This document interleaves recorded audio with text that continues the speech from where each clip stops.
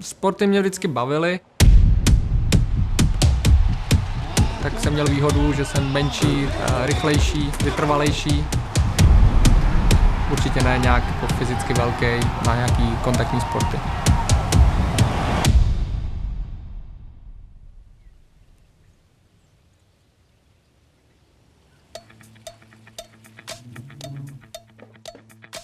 Řekl bych, že úplnou náhodou před 6 rokama jsem se zúčastnil jednoho sportovního kempu s Američanama a my jsme měli na výběr si vybrat jeden zase ze 3 ze 4 sportů a jeden z nich byl právě flag football.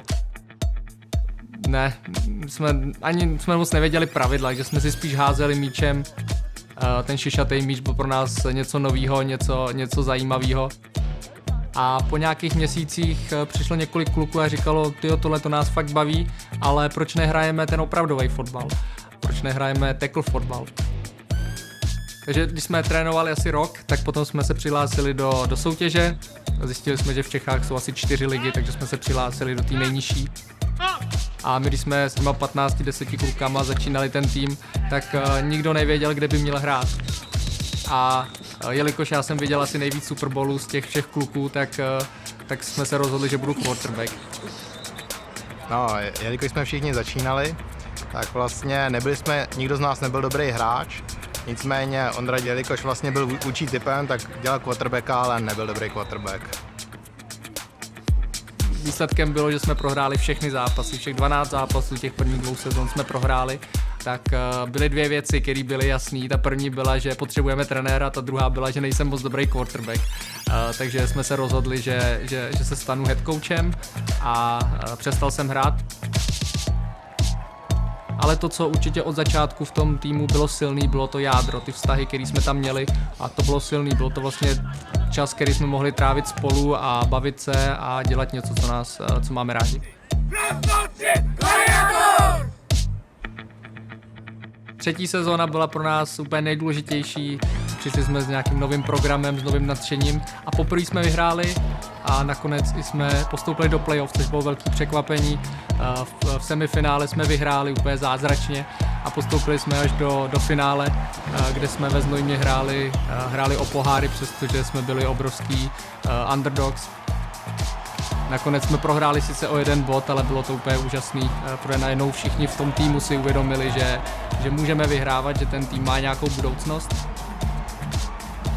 Ondru mám rád jako dobrýho kamaráda a dobrýho vůdce, protože má hodně dobré názory a hodně dobře pomáhá lidem, když něco potřebují. Někdy se rozčílí, to ano, ale je to výborný coach.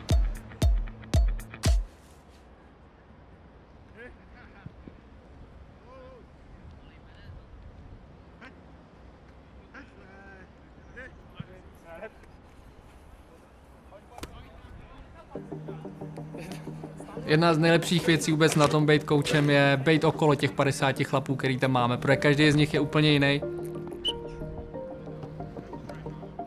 A jsou to lidi, který mají zajímavý příběhy, který mají zajímavý životy a je úžasný sledovat, jak tyhle ty chlapi žijou a co v životě prožívají.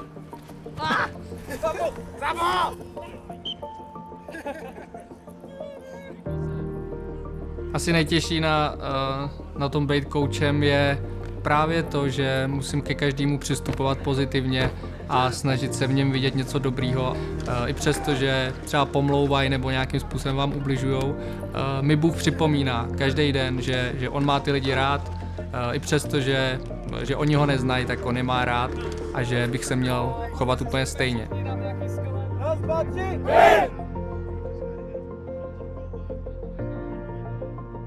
Já jsem vyrůstal v církvi, mám křesťanský rodiče, křesťanskou rodinu.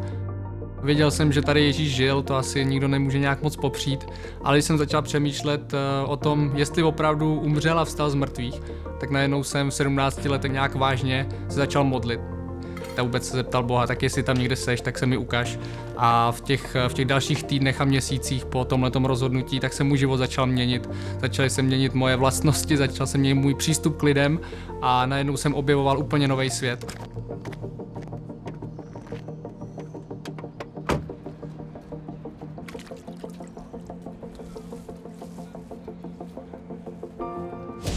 Asi největší motivací pro mě vůbec tu věc dělat, tu práci dělat je to, že mám nějaký příklad. Já jako křesťan, tak i přesto, že to je možná divný říct v české společnosti, tak mým příkladem je určitě Ježíš, který i přesto, že lidi mu házeli klacky pod nohy a že ho neměli rádi, tak on i přesto šel k těm lidem, protože rozuměl tomu, že je potřeba jim pomoct. Byl to silný lídr, byl to silný příklad. Pojďte blíž!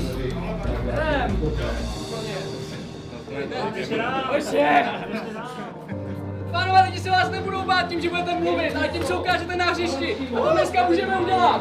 Pojďte na to! Dominej, tanci! Raz, dva, tři!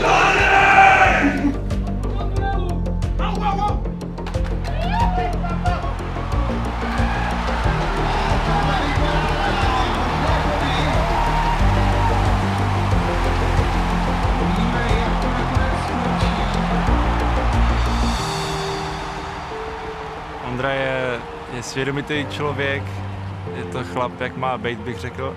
A k každému hráči přistupuje individuálně a s každým si snaží vytvořit nějaký dobrý vztah. Extra point! Hej Ferdo, jak seš na tom? Na Ondrově mám rád to, že to je správný kluk, je to určitě učí typ, vede nás. Můžeš normálně chodit? To je ten kotník, jak byl špatný. Je plný pozitivní energie, kterou předává dál. No. To je ono, jdem! Pěkně, Radku!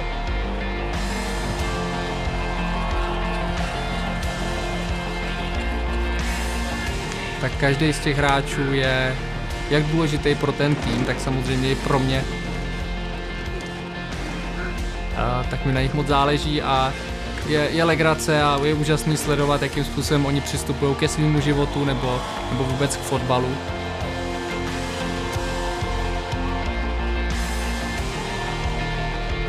Hej pánové, dobrý vítězství, zatleskejte si, dobrý!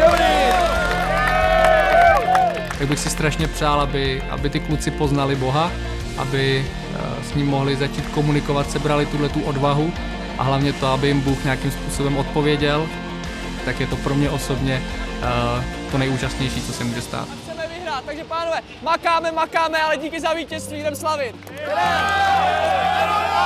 Na 3 vin, raz, dva, 3!